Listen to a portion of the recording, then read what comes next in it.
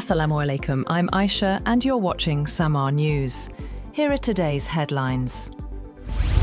Pakistan has made it clear that there will be no talks with any terrorist group. Foreign Office spokesperson Tahir Hussain Andrabi said that Pakistan is ready for dialogue with Kabul, but not with the TTP or BLA. He also recalled that terrorist attacks from Afghan soil have surged since 2021, and Pakistan has shown restraint despite heavy losses. The spokesperson said that some elements inside the Taliban are stoking tensions, but the nation stands with its armed forces as Pakistan demands concrete action to stop cross-border attacks.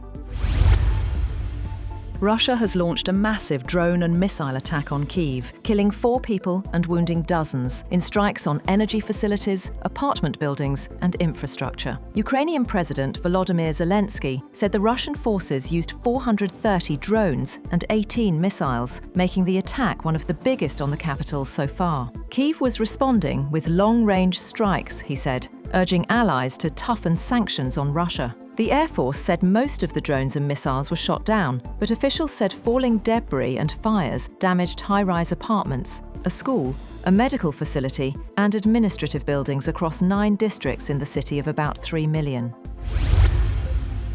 Germany's defense minister says Russia's latest strikes on Ukraine show what he calls a complete contempt for humanity. Boris Pistorius told European counterparts that Moscow is trying to break Ukrainian morale by targeting civilians as winter approaches, but insists it is failing. He also pledged another €150 million to help fund US arms supplies for Ukraine. Meanwhile, EU Foreign Policy Chief Kaja Kallas said the bloc will not accept hybrid threats as the new normal and is working on faster military mobility and shared transport resources across member states. Meanwhile, Russia says it is still open to holding a summit with the United States in Budapest if the meeting is properly prepared and based on earlier understandings. Moscow also pushed back against comments from a senior German general about a possible conflict with NATO, calling them unfounded. The Foreign Ministry insisted that Russia has no plans to attack any NATO country and argued it is only responding to what it sees as a growing military build-up near its borders. European foreign ministers are expected to consider a plan next week to train 3,000 Palestinian police officers from Gaza. According to reports, proposals have been outlined for the bloc to take the lead in building a future security force under a wider US-backed plan for Gaza. The EU is weighing an expansion of its border and policing missions, though the path forward remains uncertain. Japan will suffer a crushing defeat by the Chinese military if it tries to use force to intervene over Taiwan, as China's defense ministry ramps up the rhetoric over Japanese Prime Minister Sanai Takaichi's remarks about the island. Takaichi sparked a diplomatic row with Beijing with comments in Parliament last week that a Chinese attack on Taiwan could amount to a survival-threatening situation and trigger a military response from Tokyo. Chinese Defense Ministry spokesperson Jiang Bin said that Takaichi's words were extremely irresponsible and dangerous. The US government has hired 50,000 employees since President Donald Trump took office, with the new staff largely in national security positions, reflecting the administration's policy focus. The bulk of the new hires work at immigration and customs enforcement. The staff changes are part of Trump's campaign to recast the government, while sharply cutting other federal jobs.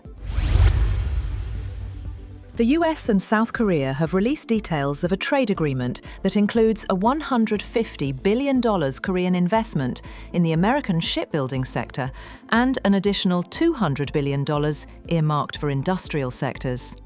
The joint announcement followed a meeting in October between South Korean President Lee Jae-myung and US President Donald Trump, where they agreed to a deal that would cut American import duties on South Korea's products to 15% from 25%.